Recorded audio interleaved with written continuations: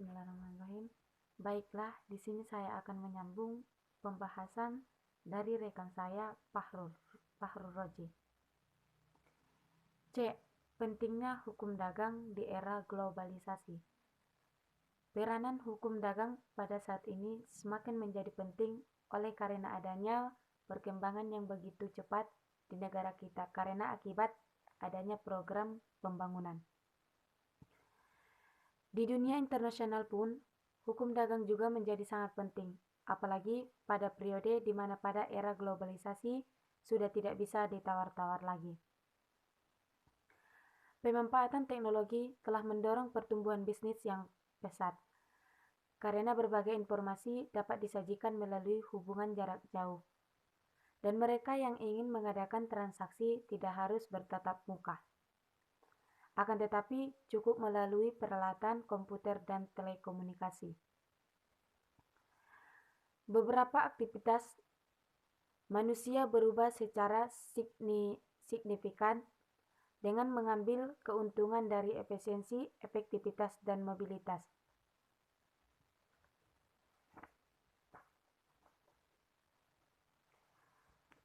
Pemerintah memandang undang-undang tentang informasi dan transaksi elektronik atau ITE mutlak diperlukan bagi negara Indonesia karena saat ini Indonesia merupakan salah satu negara yang telah menggunakan dan memanfaatkan teknologi informasi secara luas dan efisien. Sehingga pemerintah pada tanggal 26 April 2008 mensahkan berlakunya UU ITE. UU ITE dimaksudkan dapat memberikan banyak manfaat, di antaranya untuk menjamin kepastian hukum bagi masyarakat yang melakukan transaksi elektronik, mendorong pertumbuhan ekonomi masyarakat, mencegah terjadinya kejahatan berbasis teknologi informasi, dan melindungi masyarakat pengguna jasa dengan pemanfaatan teknologi informasi. Pembentukan UU atau ITE adalah sebagai wujud pembaharuan hukum, sebagai pengaruh dari 7 aspek pembaharu hukum, yaitu aspek ilmu pengetahuan dan teknologi yang sebagaimana diketahui 8 aspek pembaharu hukum antara lain aspek globalisasi, aspek politik, aspek ekonomi, aspek pendidikan, aspek ilmu pengetahuan dan teknologi, aspek supremasi hukum dan aspek perspektif hukum Islam. D.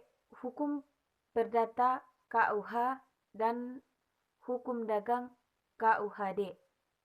Hukum dagang ialah yang mengatur tingkah laku manusia yang turut melakukan perdagangan untuk memperoleh keuntungan, atau hukum yang mengatur hubungan hukum antara manusia dan badan-badan hukum satu sama lain dalam lapangan perdagangan. Hukum perdata merupakan hukum umum atau lex generalis, dan hukum dagang merupakan hukum khusus atau lex specialis. Dengan diketahuinya sifat dari kedua kelompok hukum tersebut, maka dapat disimpulkan keterhubungannya sebagai lex specialis degorat. Lex generalis artinya hukum yang bersifat khusus mengesampingkan hukum yang bersifat umum. Secara umum dapat dikatakan bahwa KUH perdata dan KUH dagang merupakan suatu kesatuan yang tidak dapat dipisahkan. KUH perdata merupakan hukum perdata umum, sedangkan KUH dagang merupakan hukum perdata khusus. Maka hubungan kedua ini berlaku adegium atau lex specialis derogat dan lex generalis atau hukum khusus menyampingkan hukum umum.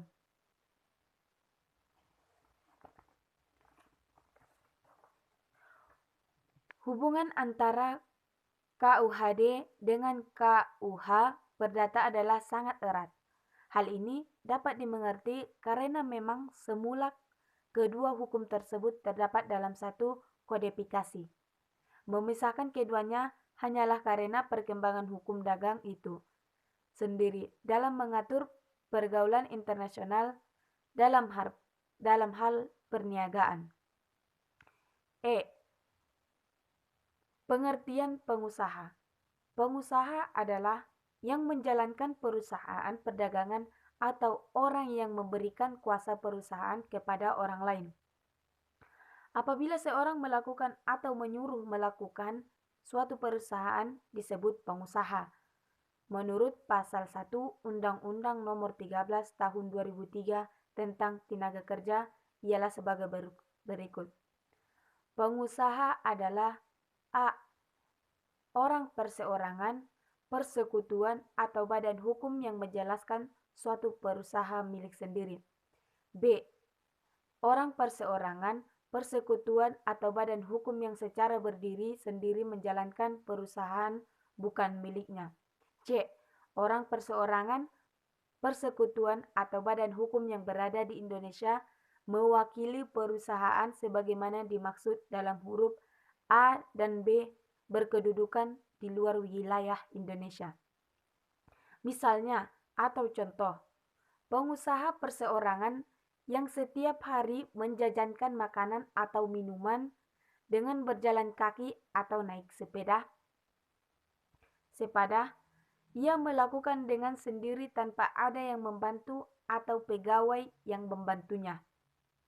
Atau bahkan ia menyuruh orang lain untuk melakukan pekerjaan di dalam perusahaan karena kurang ahli dalam pekerjaan itu sendiri dan mempunyai modal di jalan perusahaan. Hal-hal yang dapat dilakukan sebagai pengusaha diantaranya adalah sebagai berikut. A. Ia dapat menjalankan perusahaannya sendiri tanpa bantuan orang lain. Yang B. Ia dapat menjalankan perusahaannya dengan pembantu-pembantunya atau rekan-rekannya. Yang terakhir atau C, ia dapat menyuruh orang lain untuk menjalankan perusahaannya, sedangkan ia tidak turut serta dalam menjalankan perusahaan itu. Orang-orang disuruhnya untuk pengusaha. Orang-orang yang disuruh oleh pengusaha untuk menjalankan perusahaannya adalah pemegang kuasa yang menjalankan perusahaan atas nama si pemilik kuasa, si pemberi kuasa. Apabila ada dua orang, pengusaha atau lebih bekerja sama dalam melakukan usahanya, akan terjadi bentuk hukum dari perusahaan yang disebut perjanjian pemborongan.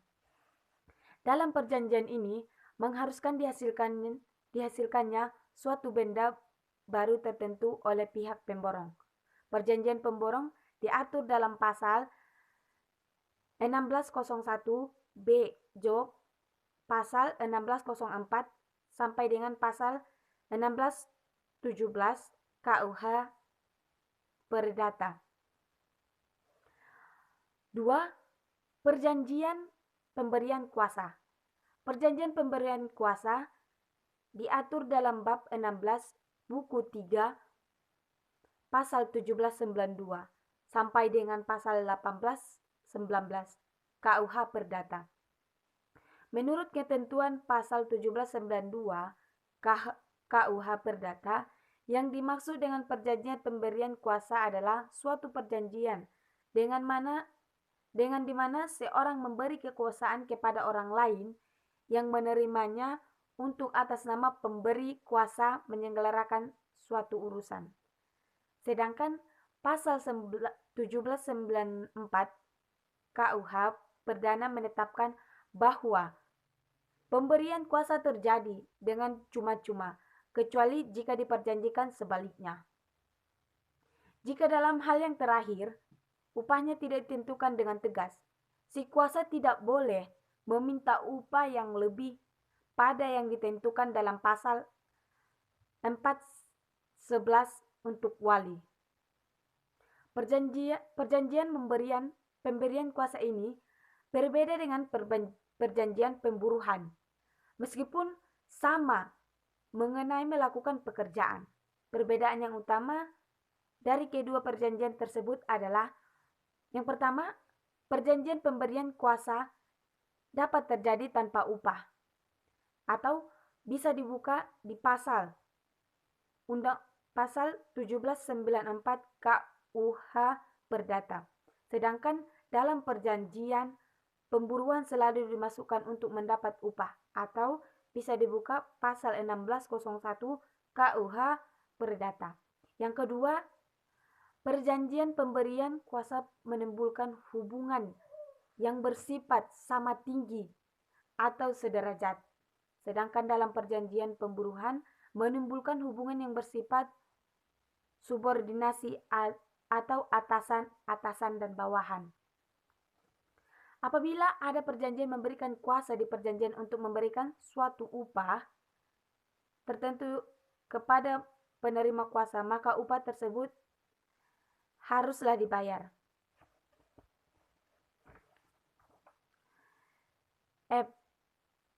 Pembantu perusahaan.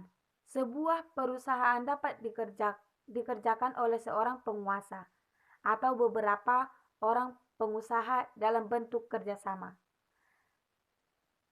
Dalam menjalankan perusahaan, seorang pengusaha dapat bekerja sendiri atau dapat dibantu orang lain, disebut pembantu-pembantu perusahaan atau rekan-rekan. Adapun pembantu-pembantu dalam perusahaan antara lain, yang pertama pelayan, yang kedua pekerja, yang ketiga pengurus, yang keempat pemegang, yang kelima pemimpin perusahaan, dan yang terakhir komisioner. Adapun ciri-ciri khas, di sini saya akan membahas tentang komisioner. Adapun ciri-ciri komisioner adalah tidak ada syarat pengangkatan resmi dan penyumpahan sebagai halnya makelar. Yang kedua, komisioner menghubungkan komitmen dengan pihak ketiga atas namanya sendiri. Terdapat di pasal 76. Yang ketiga, komisioner tidak berkewajiban untuk menyebut nama komitmen. Terdapat di pasal 77 ayat 1. Dia di sini menjadi pihak dalam perjanjian. Terdapat di pasal 77 ayat kedua. Yang terakhir, akan tetapi komisioner juga dapat bertindak atas memberi kuasanya. Terdapat di pasal 79. Dalam hal ini, maka dia tunduk pada bab ke-17 buku 2 KUHPR tentang pemberian kuasa mulai pasal 17 1972 dan seterusnya. G. Hubungan hukum antara pengusaha pembantu perusahaan. Hubungan hukum antara perusahaan dan pembantunya dalam suatu perusahaan adalah hubungan hukum perburuan yang diberhentikan perjanjian melakukan pekerjaan dan hubungan hukum pemberian kuasa. Yang pertama, perjanjian untuk melakukan pekerjaan.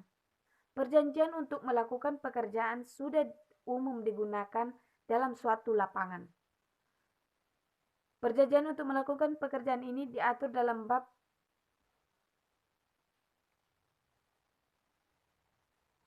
buku kedua Kitab Undang-Undang Hukum Perdata atau KUHU Perdata. Yang pertama, isi perjanjian itu adalah perjanjian pelayan berkala. Yang kedua, perjanjian perburuhan.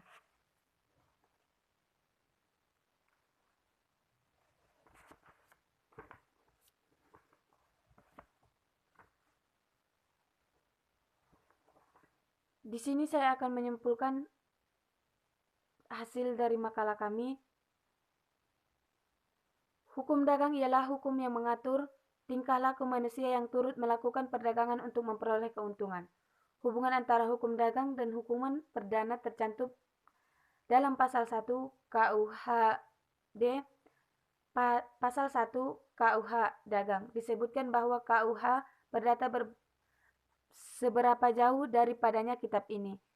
Tidak khusus diadakan penyimpangan-penyimpangan berlaku juga terhadap hal-hal yang dibicarakan dalam kitab ini.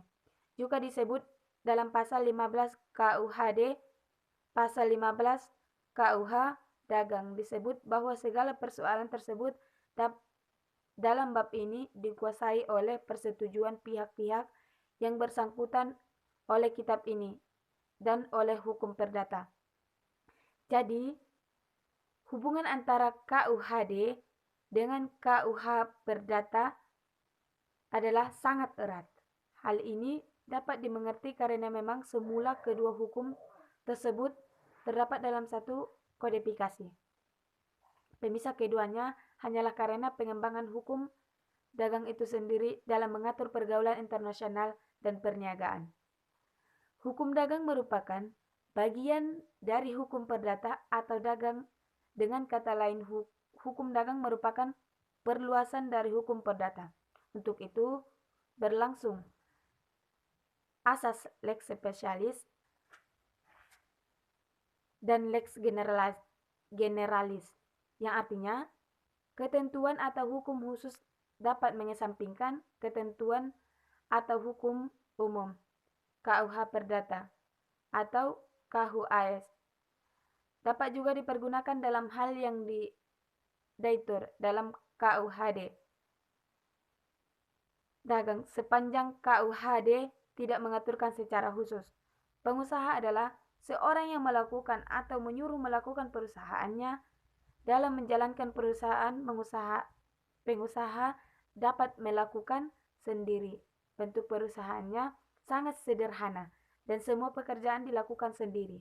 Merupakan perusahaan perseorangan. Dibantu oleh orang lain. Pengusaha turut serta dalam melakukan perusahaan. Jadi, dia mempunyai dua kedudukan, yaitu sebagai pengusaha dan pemimpin perusahaan, dan merupakan perusahaan besar.